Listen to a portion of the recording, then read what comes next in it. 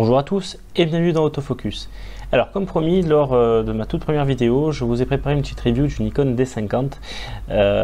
Voilà, sauf que j'avais voulu vous faire un test vidéo, enfin voilà, un petit truc un petit peu chiadé et puis en fait bon ben ça n'a pas forcément super bien fonctionné. Voilà, j'avais voulu faire monter sur mon boîtier, donc là vous allez voir le début de la vidéo initialement. Avec un 85 mm f1.4, bon voilà, faire quelque chose de plutôt bien, mais ça n'a pas fonctionné comme je voulais. Sachant que comme le 85 mm ne dispose pas d'autofocus, voilà, j'étais un petit peu embêté là-dessus. Donc du coup j'ai préféré vous faire une review avec des photos pour imager ce que je vais vous raconter. Voilà, donc ce qu'il faut savoir du Nikon D50, c'est que c'est donc un appareil qui est sorti en 2005. C'est de mémoire, parce que j'ai pas réussi à trouver ça par contre sur les tests, mais il me semble que c'est le premier réflexe numérique qui est sorti pour le grand public. Voilà, à vérifier peut-être. Si vous avez d'autres infos, n'hésitez pas à le partager. Et je précise bien que c'est grand public, hein. Voilà, donc n'allez pas me parler du Nikon D1 qui lui est sorti un petit peu plus tôt. Voilà, là Nikon D1 c'était pour les pros. Alors c'est un boîtier qui a un nombre de pixels de 6,1, donc ce qui veut dire qu'il a une définition maximum de 3008 par 2000. Le capteur, c'est un capteur de chez Sony et on est sur une taille de capteur avec une coeffe de conversion à 1.5, hein, donc on est sur un APS-C. Ce qu'il y a de très bien, je trouve, alors vous pouvez simplement, voilà, en termes d'alimentation, on est sur des batteries EN EL3 qui coûtent vraiment que dalle maintenant, et le format de mémoire, c'est tout simplement une carte SD. Alors attention, les SD HC et XC ne fonctionneront pas, c'est exclusivement des cartes SD qui fonctionnent là-dessus, hein. Donc faites bien attention si vous veniez acheter ce boîtier. Alors, sachant que j'ai fait le test avec une carte SD, à partir du moment où vous shootez en RAW, vous faites environ 267 photos avec une carte SD de 2 Go. Donc c'est largement suffisant. Vous prenez plusieurs petites cartes SD qui coûtent vraiment pas cher aujourd'hui.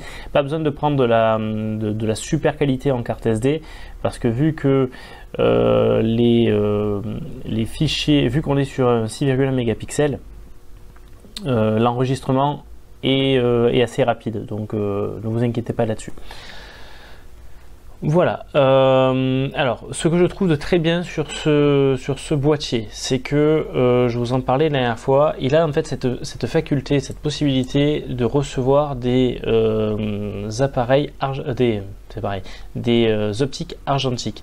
Alors ça peut paraître fou de dire ça, mais à l'époque ça c'était exceptionnel, parce que si vous prenez aujourd'hui les Nikon D3100, D3200 enfin de la gamme entre D3100 et les D5000,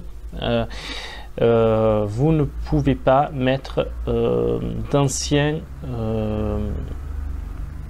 optiques, pour la simple et bonne raison que vous avez une bague. Alors là je vous montre en photo la différence entre le D3100 et le D50. Il y a en fait un autofocus mécanique sur le D50, donc ce qui vous permet en fait de pouvoir mettre toutes les anciennes optiques. Attention, quand je dis toutes les anciennes optiques, c'est aujourd'hui, ce qu'il faut savoir, c'est que Nikon, vous avez les séries G et les séries D. Les séries G, c'est les nouvelles optiques, hein, donc c'est les optiques que l'on met et qui passent très bien sur les Nikon D3100 et les gammes supérieures, et qui passent aussi du coup sur toutes les autres gammes, alors que les séries D ne passent pas partout. les séries D, ça reste du mécanique. Donc faites bien attention à ça. N'allez pas faire l'erreur, par exemple, de prendre, si vous avez par exemple un D3100, je vous parle de ce cas-là, puisque moi c'est l'erreur que j'ai commise lorsque j'ai commencé la photo, la photo réflexe. J'avais acheté un 50 mm série D, donc 1.8 série D, et j'avais le D3100. Donc le problème c'est que du coup le focus était uniquement manuel, je n'avais pas d'autofocus. Donc faites bien attention à ça. Par contre, donc, si vous prenez ce boîtier là, ou le boîtier maintenant, enfin je veux dire le D7100 et autres, ils ont le focus mécanique. Vérifiez juste ça. Voilà. Si vous, avant d'acheter une optique série D, faites juste attention à ça. Ne fonctionnera pas par contre la pose d'optique, enfin voilà, les optiques vraiment très anciennes qui avaient la norme AI, celle-là par contre ne fonctionnera pas. Hein, donc ça c'est exclusivement destiné aux très vieux argentiques. Voilà, donc là je vais vous montrer une petite une série de photos pour comparer en fait la sensibilité ISO. Là vous voyez que enfin ce qu'il faut savoir c'est qu'on est sur une sensibilité assez faible puisque c'est de 200 à 1600 ISO. Donc là je vous montre en fait la photo que j'ai prise d'un célèbre plombier et où en fait vous allez avoir dessus la différence, puisque vous avez juste 4 tranches en fait. Vous faites 200, 400, 800, 1600 ISO. Vous n'avez pas de plage entre ni supérieure, 1600 étant le maximum. Donc au moins vous allez bien voir la différence du bruit qui apparaît sur chacune de ces sur chacune des photos. Alors, donc on commence avec la première photo qui a été prise à 200 ISO. Pour information, j'ai pris cette photo, toutes les photos ont été prises avec un 50 mm à f1.8, donc à pleine ouverture, sachant que j'étais à très faible luminosité puisque j'étais chez moi, donc tout simplement volet fermé. Donc il devait être, je pense, je crois que c'était 8 h du soir, un truc comme ça.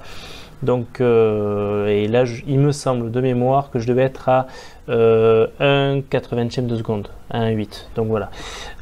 Donc la première, donc là, vous allez voir que, bon là, vous apercevez direct que on voit pas forcément du bruit à première vue. On va voir quand même en zoomant à 100%. Et oui, là on est à 100%. Donc vous voyez bien qu'en fait, il y a quand même une sacrée différence, hein, et c'est là que le nombre de pixels joue. C'est qu'on ne peut pas énormément zoomer dans la photo. Donc ça c'est pour la première photo, on voit que c'est relativement propre. Pour moi, sachant qu'on est le soir et que c'est en faible luminosité, c'est pour moi tout à fait correct. Ensuite, la deuxième photo prise à 400 ISO, et là on commence bien à avoir du bruit qui apparaît. Mais ça reste quand même propre. On voit que au niveau du visage et sur la salopette, voilà, sur les zones en fait un petit peu sombres, on commence à voir du bruit qui apparaît, mais on perd pas de détails, donc c'est pas grave. Là on voit qu'à 800 ISO ça commence à être prononcé beaucoup plus, mais voilà, ça reste quand même encore acceptable, hein, c'est pas non plus l'horreur, et on a encore du détail, donc il n'y a pas de problème là-dessus. Et là 1600, alors là 1600, ben, ça part complètement en biberine. Donc ça c'est ce que je vous disais lors de ma première vidéo, je vous déconseillais fortement d'être à 1600 ISO. Et ben, je pense que là vous comprenez déjà pourquoi. Là on est sur une figurine, donc en termes de détails c'est pas non plus de la folie, mais on voit clairement qu'il y a du bruit partout. Sur la casquette il y a du bruit, dans les moustaches il y a du bruit, sur le visage il y en a, sur la salopette, sur toutes les zones vous en avez, et en plus le grain est assez grossier, hein, assez gros. Donc 1600 vraiment à proscrire, sauf si vous n'avez pas d'autre choix. À ce moment-là, bon, ben, bon ben c'est pas grave, hein, vous le faites quand même, vous mettez quand même à 1600 ISO si vous avez vraiment pas le choix, mais voilà, c'est pas forcément des photos que vous allez super bien garder, en sachant une chose, c'est que là je ne suis pas du tout intervenu sous Lightroom pour réduire le bruit, hein. Donc là je vous donne en fait le brut tel que je l'ai sorti. Voilà, donc là j'espère que pour vous ce sera un peu plus parlant. Voilà, bah écoutez, c'est tout pour aujourd'hui. J'espère que ce format vous aura plu. Moi j'ai plutôt bien aimé.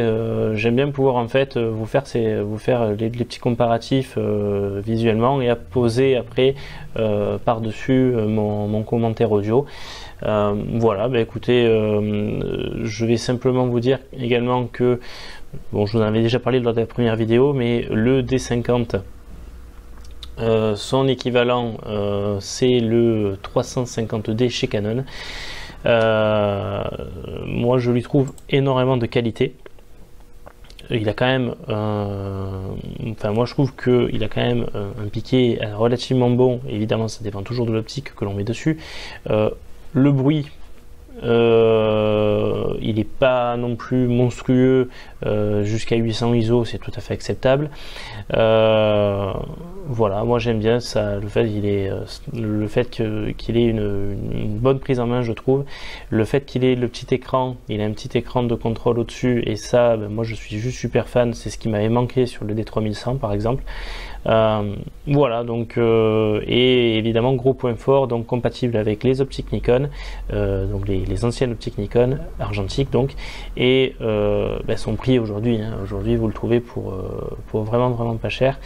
Donc en sachant qu'à l'époque il coûtait le prix d'un 70D, le prix d'un 70D chez Canon, et donc le prix d'un D1700 d'un D7100 chez Nikon. Donc voilà, donc il coûtait relativement cher.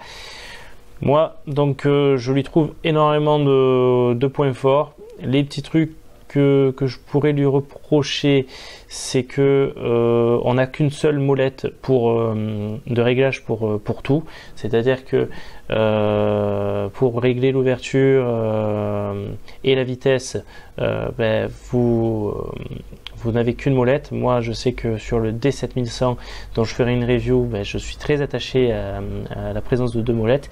Donc voilà, donc c'est des petits détails, c'est rien de bien méchant, mais voilà. Après moi je trouve qu'il a une visée plutôt précise, et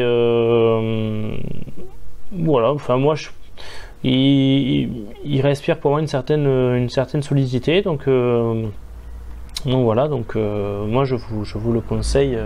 Je vous le conseille vivement, hein. Voilà, si vous voulez vous mettre à la photo réflexe pour un tout petit budget, ben, je vous le conseille énormément. Voilà, donc il me reste plus qu'à vous dire à très bientôt. N'hésitez pas à partager la vidéo si elle vous a plu, et à me rejoindre sur Facebook. Il ne me reste plus qu'à vous dire que si vous avez un réflexe, un bridge ou même un compact, le plus important, shootez. Allez, ciao tout le monde.